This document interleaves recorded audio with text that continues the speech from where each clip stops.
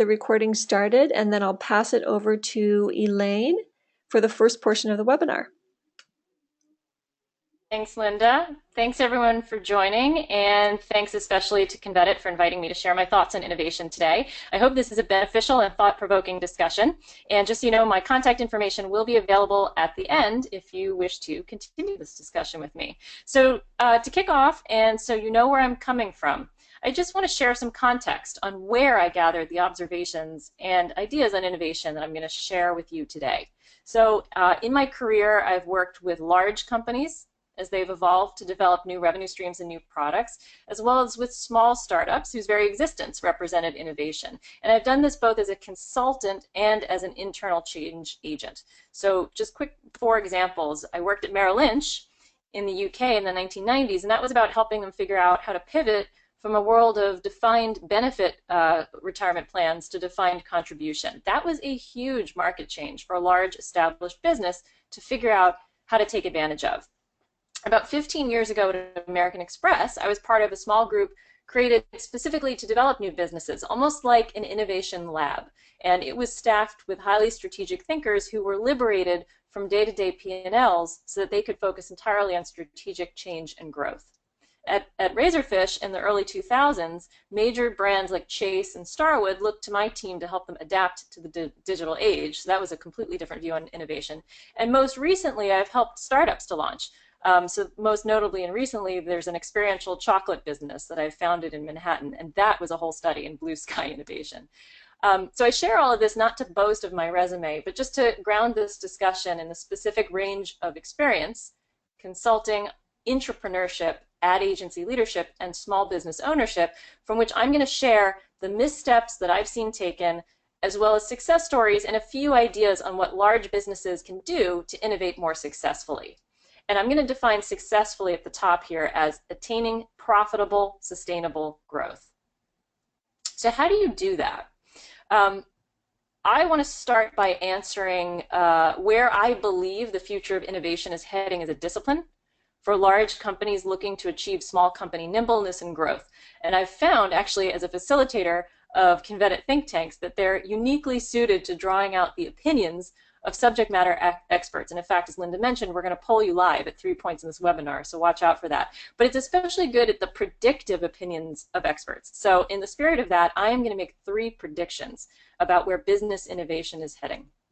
And if you look back at the past decade, this idea of innovation as a legitimate discipline has really gained prominence. So we've seen the rise of dedicated innovation consultancies, corporate innovation labs, almost like the new business development group I was in at Amex, and this chief innovation officer job title. All of these reflect how innovation is becoming an essential business discipline. So in the next 5 years, I predict that we will see large companies pursue innovation sustainably, profitably, and reliably by putting 3 key principles to work. So I want to talk about the first principle. The first principle is innovations will be developed from the core of innovation, of organizations. So to put this in a little historical context, the context of economics theory, you know, it was 250 years ago in The Wealth of Nations that Adam Smith outlined this idea of division of labor. And this is the basic but powerful concept that businesses create the most value for themselves, customers, and the market when they do what they are best equipped to do. Successful innovation efforts at large companies will apply this same wisdom by identifying and leveraging the most core, most unique aspects of their own companies. And some examples of those aspects could include company culture, operational processes, manufacturing capabilities, distribution channels, market brand perception, even the cap structure, and the personal stories and passions of employees. These are all things where large companies already have a huge head start over startups. You have these gold mines of opportunity sitting inside your established organizations if you know where to dig. And I'll also add that taking this core approach is a competitive advantage against other large companies too, because taken together, these aspects of a company are as unique as a human fingerprint. And innovations that not only delight consumers but are also designed around the company's internal fingerprint are likely to be more profitable for the company to produce and perceived as more authentic by consumers and the hardest for competitors to copy. So that's my first prediction and piece of advice, which may be counterintuitive to what we learned from reading The Innovator's Dilemma, right? That the innovation requires you to be willing to lose everything you've already built and cannibalize your existing business. That's not entirely true. I predict that you are more likely to be successful if you try to create new value that cleverly leverages that which is already unique and core to your company. So moving on to the second prediction.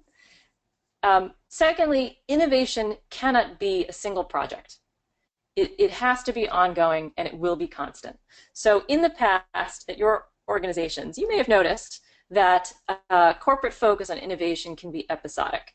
I'm going to guess that it follows triggers like a technological shift, a looming patent expiration date, maybe there's a new market entrant or a regulatory change. So there are these moments that shake everyone up and force innovation to the forefront.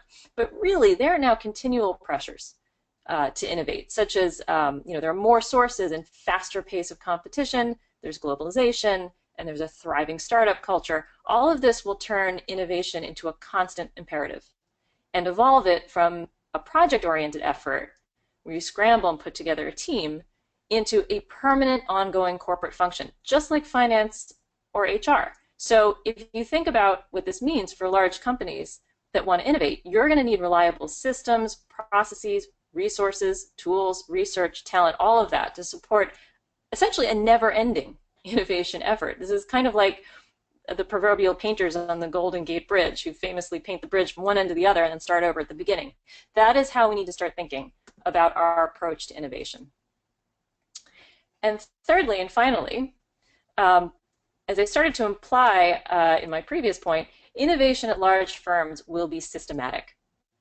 There is now a decade of history, case studies, even departments at business schools that are focused on developing innovation as a discipline. It has evolved from what was essentially a creative and mysterious art form, available only to geniuses like Steve Jobs, into what is now a known and tested set of approaches and processes that expert practitioners know exactly how to apply with predictable success.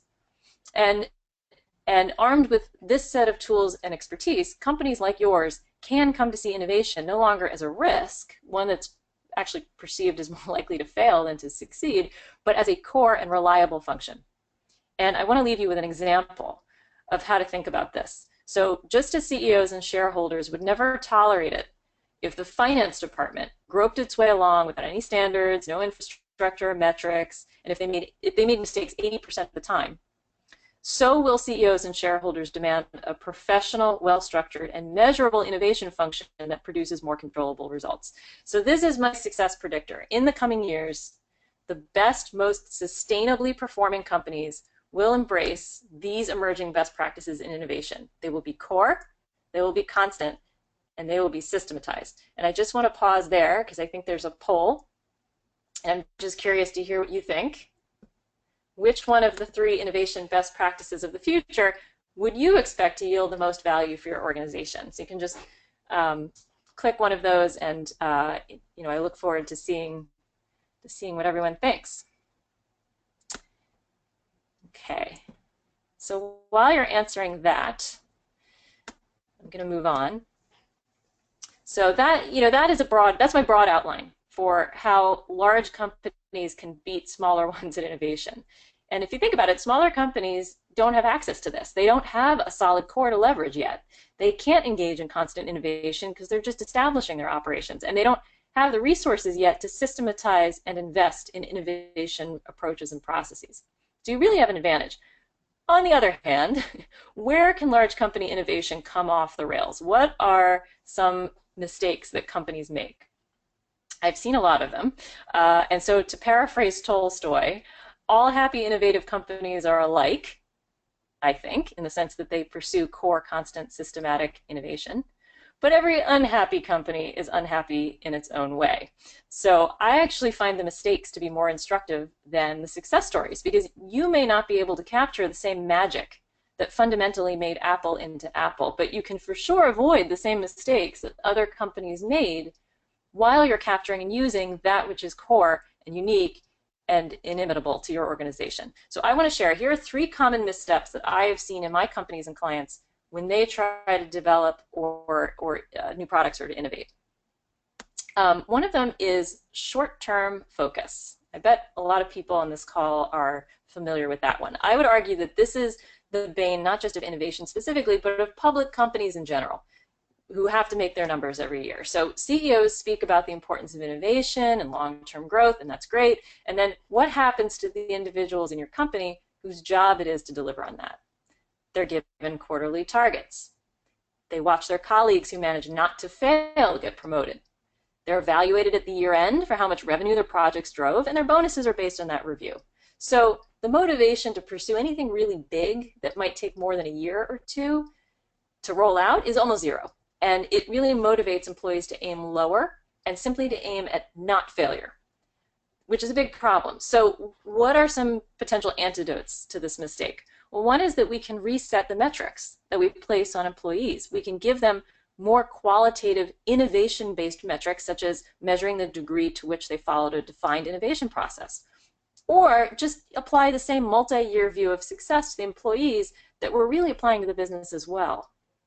And another idea is also having a separate group focused on constant strategic innovation can also reduce that short-term risk-averse limited thinking, because this is now a group with immediate P&L pressure removed, and whose career trajectories are now actually aligned with the long-term success and not with one-off projects that are secondary to their main jobs.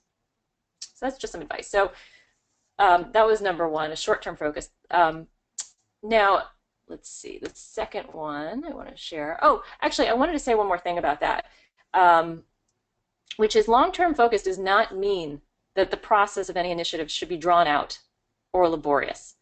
One of the advantages of startups is that they identify, qualify, and act on opportunities quickly. So while you want to avoid short-term focus, at the same time you do want to foster rapid learning, rapid insights, and rapid action. You've probably heard the idea of fail fast. I actually believe the fail portion of that is a bit of a cop-out. I just got the results of the poll. Constant innovation, number one. Systematic innovation, number two. Tap into your core, number three. Interesting. Essentially, I want to debunk this idea of fail fast. I think the fail portion of that is a bit of a cop-out that can be addressed by using a systematic approach. But the fast part is key. Systemize innovation and insight generation so that you're getting the latest from the marketplace immediately, and then you can move as fast as you can to develop solutions to that marketplace opportunity. If you've already studied your own inherent corporate advantages, so you know where your core is, as we talked about, you're actually going to be able to move faster because you will be able to leverage your existing advantage and not have to stop and build new ones. So that was the first one, is short-term focus. Mistake number two, I'm sure you've seen this one, underinvestment. Underinvestment of time, which is something we just discussed, but really also of resources, staff, research. This is symptomatic of the old thinking, actually, in which innovation is not seen as systematic. Remember, core, constant, systematic. Underinvestment is a symptom of the secret assumption that innovation success is lucky, that it's lightning in a bottle. And when companies are tacitly expecting poor results from innovation efforts, companies actually ratchet down the ROI risk by lowering the investment levels. It's not a serious skin in the game effort. It's more like buying a lottery ticket. They rarely hit, the expected value is zero, and the ROI is negative, no matter how low the investment. So you're better off not playing at all or making a more serious investment. Now, what are some antidotes to this mistake? Treat innovation like you do other priorities in your business. Fund it, prioritize it, staff it. Hire experts and good advisors who can help you with the aspects where they have expertise and you're groping your way forward for the first time. If you expect employees to approach innovation like hobbyists with no resources and in their spare time, then you're going to get amateur outcomes. Invest in a specific amount of budget in your next generation business innovation efforts. Here's a concrete example. At Razorfish, we advised our clients to set aside 10% of all media budgets for testing new vehicles and approaches. There was no ROI target for this 10%. The goal was merely to discover what ROI various approaches could deliver and to track and learn from the dynamics that yield that ROI. Invariably, we uncovered opportunities that then led to the next set of dependable vehicles. Another example was when I was consulting to YouTube and we developed what we called a creator innovation fund. It was probably only 3% of the total original channel's budget, but it was focused on developing and learning from their most promising channels with the goal not of driving views and subscribers, which is a huge YouTube goal, but of R&D. And many of the approaches that you'll now find in the Creator Handbook that YouTube publishes, which multiply views and subscribers across YouTube, were actually discovered in that very small but dedicated R&D effort and investment. So that's the second mistake in how to avoid it, is underinvestment. And the third one I call follower focus. The follower focus mistake happens when there's a trend or development in the marketplace and it touches off this internal scramble and research and recommendation on exploiting that specific opportunity without specific regard for its appropriateness to the company's strategy or consumers. I'm guilty of this as well. I just published an essay on LinkedIn about how marketers can take advantage of Pokemon. You know, whether Pokemon Go is an appropriate vehicle for your business, that remains to be seen, but this is the question everyone's asking. How do we take advantage of this? So here's my advice. Rather than query the market on what already exists and what's already happening, or asking consumers what they already know they want, this is follower focus. To achieve true innovation, try to find the prognosticators that I mentioned at the beginning of this webinar and ask them the right leader-focused questions. What's coming? What's missing? Ask about unmet needs, about how you could apply your core advantages to new markets. And a corollary mistake to follower-focused research is hypothesis-confirming research. When designing research that is aimed at informing new business and new market development and innovation, be sure the questions are designed in such a way to allow for and capture unexpected answers. A good test is if your planned course of action would not change depending on how this question is answered, then it's probably not the right question to be asking. Here is a concrete example from the small business that I advised and helped found 18 months ago. The follower-focused, hypothesis-confirming questions we had been asking included things like, what percentage of our business is corporate team-building events coming into our shop now? How much business are our competitors doing in this space? What does this tell us about the growth potential? What enhancements could we give this experience, et cetera, et cetera? Those are follower-focused questions. We shifted to leader-focused, true R&D questions, such as, what are corporate team events missing generally in the market? What trends from seemingly unrelated industries are emerging to capture the attention of our target audience? So that first set of questions, once answered, really only could impact our financial forecasts, maybe our marketing approaches, could maybe add some revenue to our business, but that second set of questions revealed surprise insights about the market. We ended up developing two totally new revenue streams. One was chocolate catering and the other was a mobile chocolate making experience. These had no existing market, no competitors when we launched them. They're multipliers of revenue. They're not simply additive. So the right forward-looking research is the bedrock of viable, profitable, impactful innovation. And by conducting typical market research, you miss those opportunities. So invest in research that's going to make you broadly smarter, but not simply answer hypothesis-confirming questions. Conduct focused, disciplined research into what-if questions that allow you to be surprised and potentially to surprise the market as well. So we have a quick poll here of the common 3 mistakes. Which one is the organization that your organization seems to struggle with the most?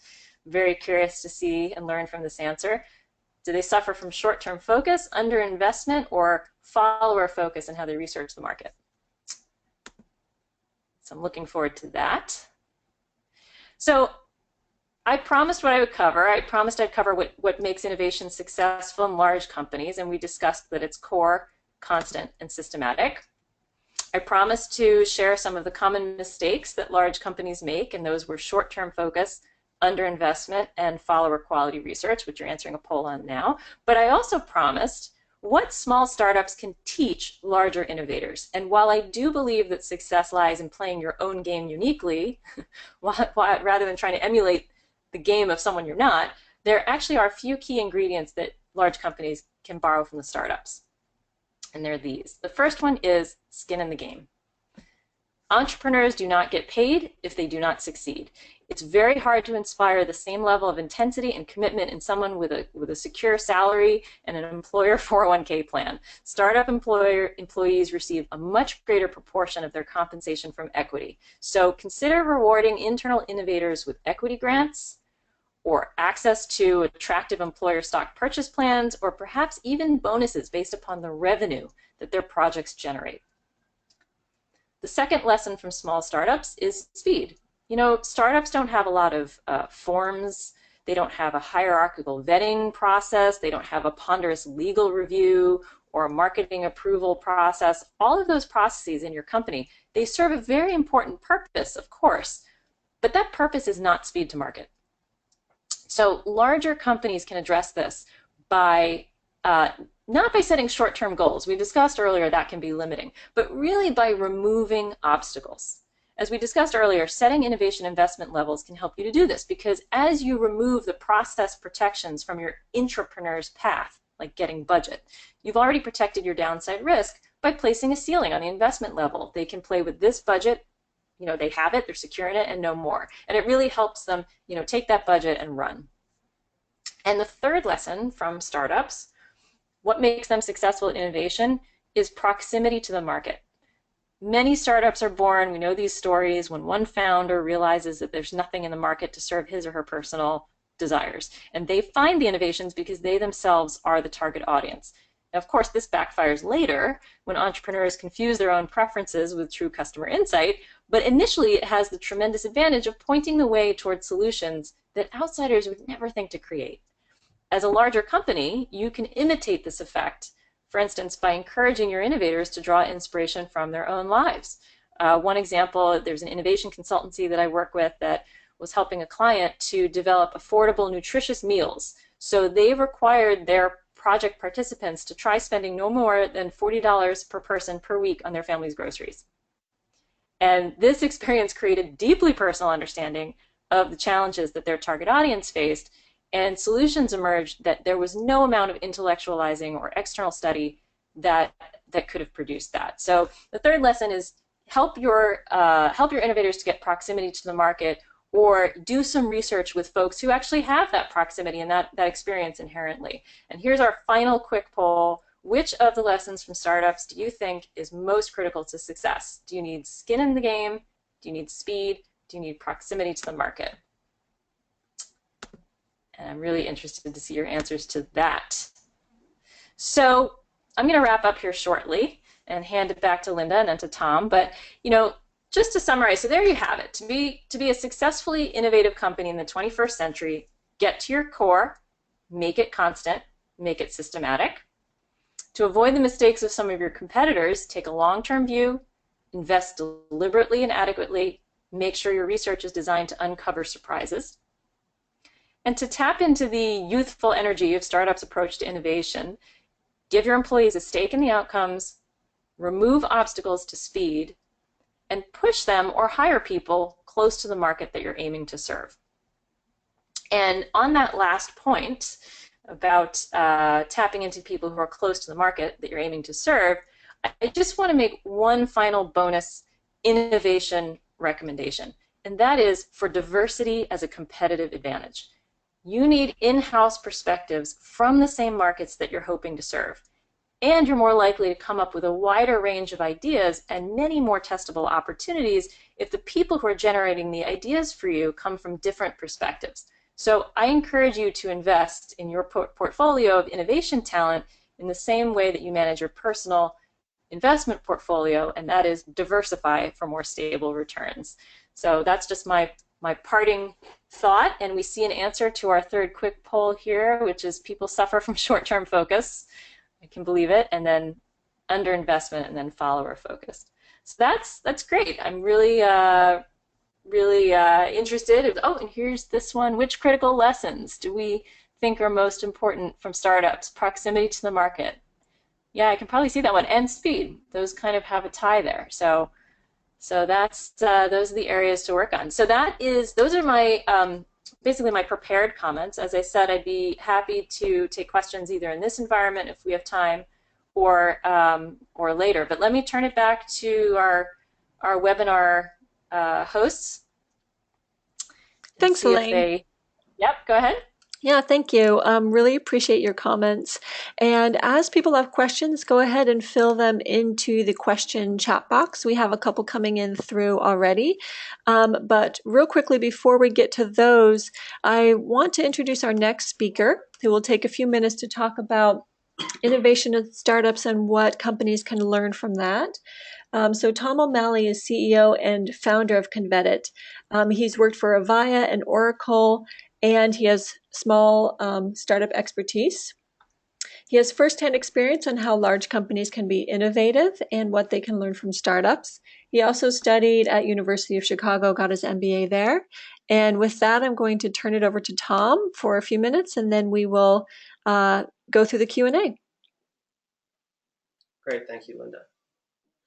So thanks.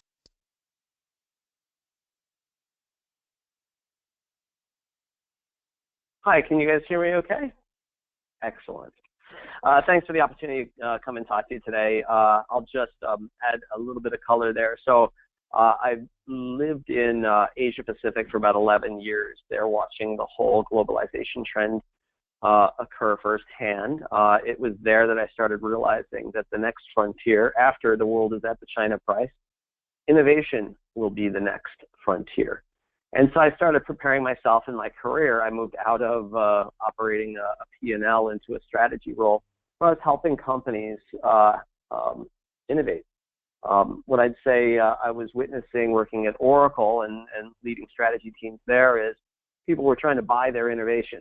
They were trying to buy the technology that would foster the innovation. And oftentimes, as we all know, it's the people and process that really drive innovation. So I was really happy to hear Elaine focus all of her attention towards the people in the process and fostering cultures of innovation, because that's exactly what I witnessed in my career. And much like Elaine also suggested, that a lot of entrepreneurs find their biggest innovations by experiencing the problem firsthand. And for me, the problem was that I was hiring companies like Gartner and IDC and other boutique consulting companies to go off and do pieces of research. And what I found is it usually ate up a quarter of my budget and a quarter of my time. And meaning I would wait 3 to 4 months to get findings back. Then we'd get a report, and then we would argue internally. We were not action ready. We were at the point of maybe doubtfully understanding some of the findings that came out of our research. And so what I was frustrated with, or what I saw as the white space or the unmet need in the market, was a way to engage directly, get my teams hands-on with experiential learning about our market. And so closing that proximity to market was key for me. When I looked at getting my teams engaged with the real experts out there that were experiencing the types of issues that we were trying to solve, whether that be CIOs or heads of supply chain, get them directly in touch. And so what I realized is there wasn't a way to do that effectively, and that was the birthplace of how we created Convetit. Now we help companies ranging from Apple to P&G engage with groups of experts online. And what they're doing is that they're including their teams. And there's a reason why. As we approach singularity, as machine learning accelerates the need for human learning, we've got to have better, faster ways to learn fast. I like Elaine mentioned the fail fast, which is, quite honestly, it's kind of cute, but the reality is what's implied there. The usefulness of that statement is the fact that people fail so they can learn. And it really is about learning fast. And that's the key differentiator as we move into this era of innovation. The companies that can learn the fastest and most authentically from the marketplace are the ones that will systematically win. And so here's a concept on your screen that I wanted to share with you, because this is where my voyage started. I started learning from guys like Kurt Carlson. Kurt was the CEO of SRI for about 15 years. SRI invented HD TV, the mouse. They developed Siri and sold it to Apple. This company is an innovation company. And so when someone like this told me, hey, here's what it's all about, Tom, I listened. And what he's had to say, and Thomas Friedman was the one that coined the term Carlsons Law. And Thomas Friedman, of course, had my ears because his books around the world trends and globalization is what got me over to Asia to begin with. But the sensibility of what Kurt was talking about sounds like this. He says innovation that comes from the top down is very orderly, but it's dumb. Whereas innovation that comes from the bottom up is smart, but it's very chaotic. And so that chaos explains some of the serendipity that we rely on to have these lightning in a bottle type innovations. But if we can create a pathway for that chaos to come from the bottom up, then we can leverage the best of both, which is to create a systematic, constant, controlled way to yield innovations, intelligent innovations from the core of the business, as Elaine was talking about. And when she talks about core, I think about the bottom. I think about the people that are at the bottom of the pyramid, the folks that are most in touch with what the clients need, and that they have paths to innovate and bring those innovations back up, being very related to the core functionalities or capabilities of the business. So this is something that we see in every day. And again, we work with such a wide range of companies that this is a problem that is not specific to one industry or even specific to a department, meaning we see the same problem in R&D as we see in market research. Because whether you're trying to innovate a solution or innovate a company strategy or innovate a value proposition or innovate a prototype, the same principle applies, that the information that is at the bottom of the pyramid is what you need to source and bring up in a systematized fashion. So I really just wanted to leave you with that one simple concept of creating pathways for chaos. And I think the other thing is, and that sort of parallels with this is, just bucking at this. I think when we look back 10 years from now, we'll be telling our kids, or we'll be, telling the interns that are coming into our businesses, back in my day, all innovation came from the top. We'd be saying, oh, we'd go out and hire these consultants, and then we'd filter that information down to the bottom layers. And in a lot of ways, we're still there. We're still there. It's just about to change, though. And so a lot of the predictions that Elaine was talking about, I agree with, because I witness it every day. And I can tell you the types of people that are doing it, it's not coming from the top. It's coming from troublemakers at the core of the business. The first movers to use our product, for example, and use our process for innovation is likely not to come out of the president's office. It's more likely to come out of the black sheep, the guy that was hired to create trouble, or the manager that just can't stand it anymore for it to be working so dysfunctionally the other way, or that realizes that though they may have 80% market share on a particular product segment, they realize that that's down from 82 just a year ago, and they fear that that velocity is just increasing. And so what we tend to see is that out there, there's really no segment right now. We sit in offices with, we go out and see our clients, and we sit in these companies that, when I grew up, they were just icons. These brands that you think they just got it all figured out. I tell you, there's a general fear out there right now of where is this all going to go? Because there's so many new things coming on the scene, so that pace of innovation, we just don't have time anymore to rely on serendipity. We've got to systematize these. And it also leads, just terrific opportunity for folks, for first movers that want to go and create these systematic pathways, these processes, and foster a culture of innovation by activating the people, get them hands-on with the marketplace. That's exactly the type of companies that are going to lead us tomorrow. So I'll leave you there, Linda. Thank you very much for the opportunity, Elaine. I really appreciate the sentiments that you were sharing, because they just echo the real world experience that we're having with top global brands around the world from all continents. Thanks, Tom. Really appreciate that. We're going to go into our Q&A section now. So feel free to submit your questions directly into the question chat box on the webinar. And we have a couple of questions, and this one I'm going to start with Elaine. So for this question, if a company is just getting started setting up an innovation lab, what should we make sure that we do? That's a great question. Okay, so setting up an innovation lab, which seems very popular these days. I think we've gone from about 30, 40 years ago, there were about a dozen companies in the United States, and now there are 1,000. So this is a question that I get a lot because they're all trying to set up their labs. So I have a few suggestions, some of which might seem obvious, but they aren't always apparent. One of them is before rushing into just setting up a lab and thinking that innovation is going to pop out of it, leaders should really ask why are we setting up this lab? What problems specifically are we trying to drive? So what I see sometimes is an innovation lab is created because, oh my God, our pipelines have nothing in them. Empty pipelines are not actually a problem.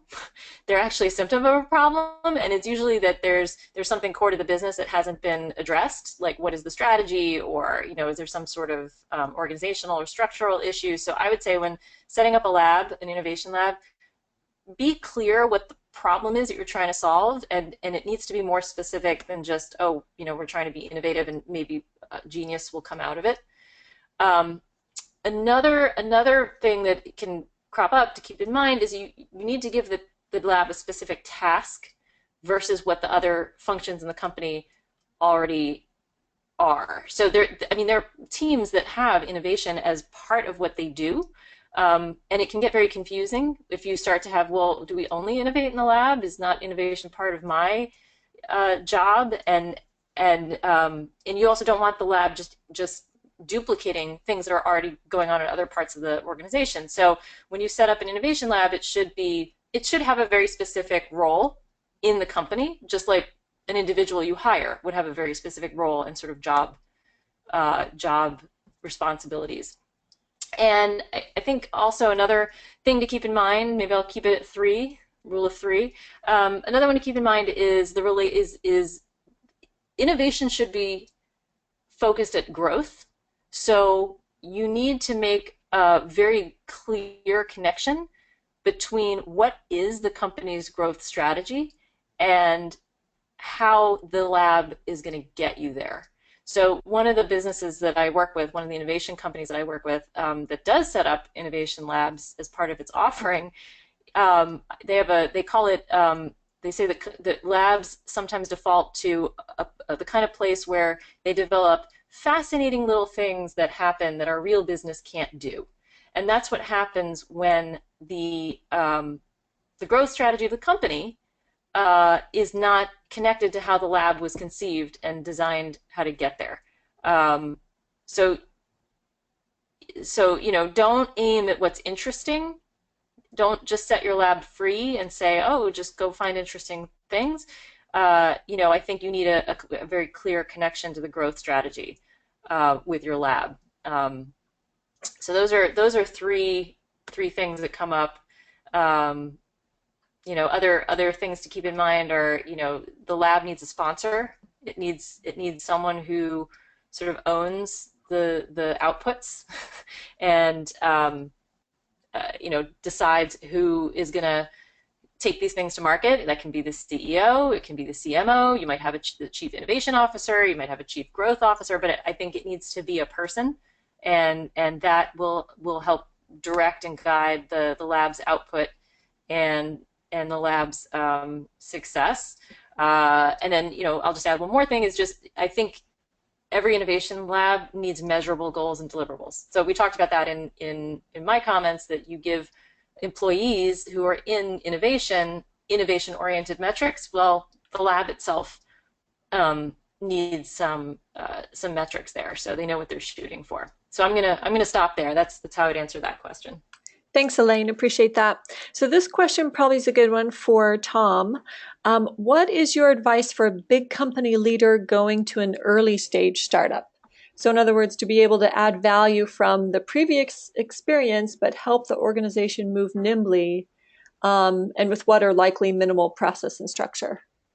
So advice going from a big company to an early stage startup. So how can big companies act like? is that what you're saying? No, it's more like what I'm taking is he's moving from a large company to a small company. Gotcha. And how can he, use the great experience from the large company that he's had and add value use those experience and add value to the small startup?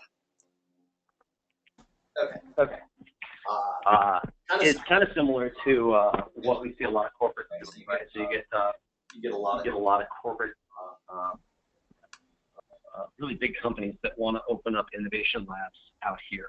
So you see a lot of guys that are sent from, say, the Midwest out here to Silicon Valley to go be innovative, and in that sense, they're sort of starting a startup out here. So we see a lot of that firsthand. So I see a lot of the mistakes that folks make, and clearly, it's a different culture. Big companies, as Elaine was saying earlier, are often punished for making mistakes or trying new things.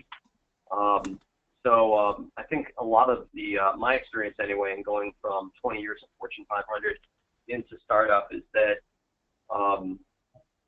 those frictions go away, and you just have to realize they're gone. And it's okay. It's okay to be a little bit wild and a little bit what we say unreasonable.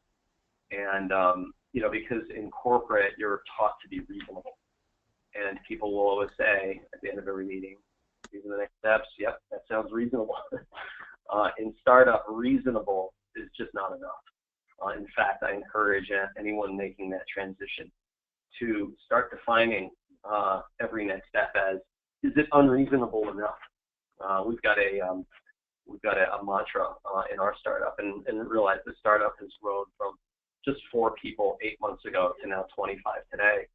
And one of the reasons is because we move at with an unreasonable sense of urgency. In a big company, speed, and until today, really, you could say that speed has not been an advantage for large companies. Large companies have been defining their advantages based on price or some sort of capacity or a size. Size has really defined advantage for us until today. And I think what you'll find is when you get into a startup, your only advantage is speed. So just harp on that and be unreasonable about it. Great. Thanks, Tom. This next question is probably for Elaine. And if you think about YouTube as a public innovation lab, meaning it's a place where people experimented with different types of video content to see what works, what do you think is the most important feature of that public lab? Or in other words, what can we learn from that? Interesting. So I think one thing that the lab had, that the public testing aspect of it had, was, first of all, it drew upon that entrepreneurial spirit, that close to the market spirit of every, what they call creator, the video creators. So they didn't force sort of corporate Dilbert pointy head boss thinking on on the creators and say, go test this. They really tapped into what was emerging from that creator base, and then identified what looked the most promising and really pressed on that. I think that was one aspect that made it work better. They kind of had an advantage, a head start, by identifying those creators who were passionately developing things already in a certain direction. And then the second thing that it had that made it successful was at a corporate level. So the team that I was on, we took that passion and said, what questions can we ask about this that we can then learn from and leverage across all creators across YouTube? That's a little bit of what I was talking about, the follower focused versus leader focused research. We said, what questions can we be asking? And we thought about where we wanted the business to head, basically. YouTube is a business, and let that be the guide for what we want to be asking folks. So for instance, one hypothesis was we can gain viewers and views and subscribers by converting existing fan bases from other platforms and other environments to YouTube. So one of the creators that we worked with was actually not even a creator at all. It was a mommy blogger who did not have a YouTube channel. So the hypothesis and the questions that we asked ourselves were, how do you transfer a loyal fan base from another platform onto YouTube? What are the tactics that are most successful? And we actually worked with her to design specific tactics that that she could test. Is it post an event inviting people to her Google or to her YouTube Live event? Is it to blog about something that she is going to put in a video, or produce a video and then blog about it so that people go and watch it? So we sort of asked these questions based on what are we trying to get people to do, and then designed a test for her to try to learn from. Does that answer? Do you think that answers the question? Yeah, thanks, Elaine. And if there's any follow-up questions, feel free to put them in the chat box. The next question is for Tom. So how do companies get the most out of learnings? Or is there an example you can share of what you've seen a company do to kind of, get the most out of the key insights that maybe are locked into their employees?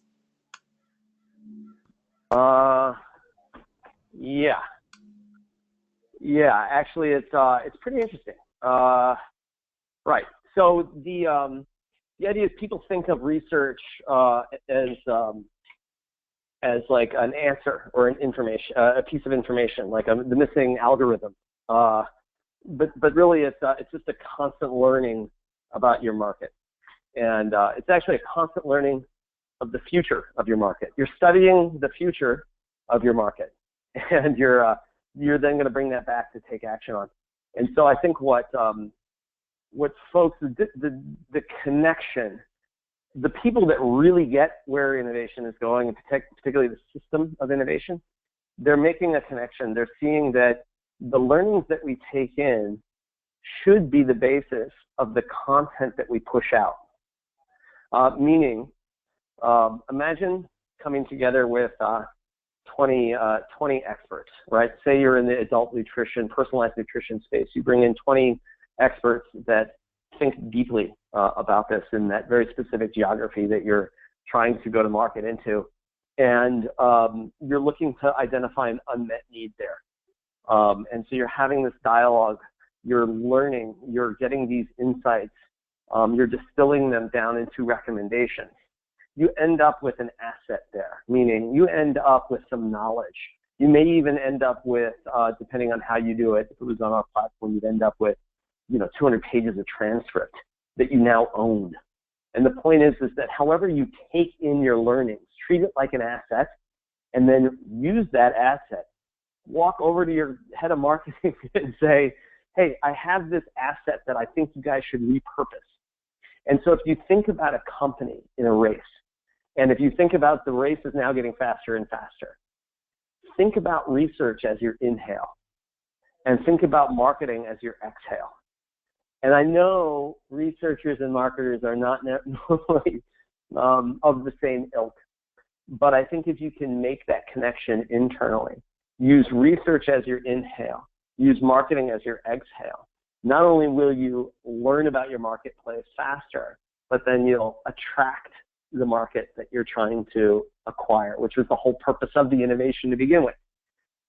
So what I see, shortest answer is, the people that are maximizing ROI in research are the folks that are connecting, they're bringing more stakeholders to the table, and they're leveraging the asset once it becomes ownership of the company. Great, thanks, Tom. We actually have one last question before we'll close, and this one is for Tom as well. And it's around how might startups use Convetit? In other words, right now, entrepreneurs know a lot about their product, but they usually have very little relevant information and data about market niches or initial customer acquisition. Accelerators try to help them, but they're asking for equity.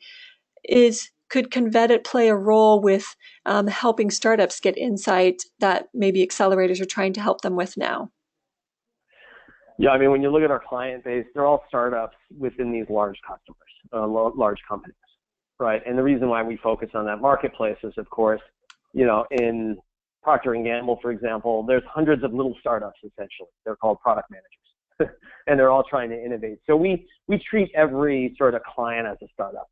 And we have worked with some startups, but, clearly you need to be at a certain phase. I think regardless of startup or big company, the mistake that a lot of folks do is they try to figure out their approach before really understanding the white space that they're solving for.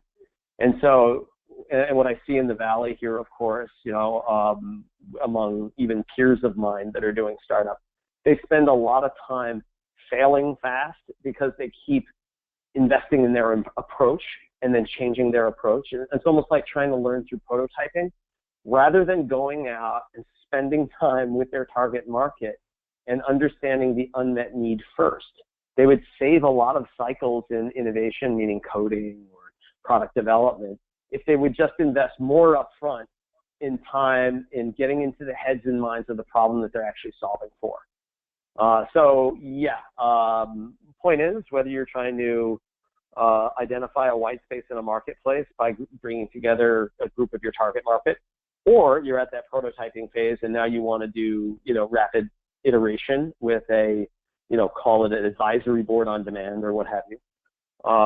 We do both of those, but I would highly sort of nudge people, and we do this a lot with clients. They come to us and they think they have a how problem, like how should we change our market or how should we go to market? A lot of folks want to start there, and then what we often tell them is, well, let's figure out first what you're solving for. Let's go and figure out the unmet need and then start the prototyping. But it's not a difference for a large company, for a small company. It's the same exact process. Great. Thanks, Tom. And again, I just want to say thank you so much to both of our speakers, Elaine Boxer and Tom O'Malley. This webinar has been recorded and it'll be available on our website for further viewing.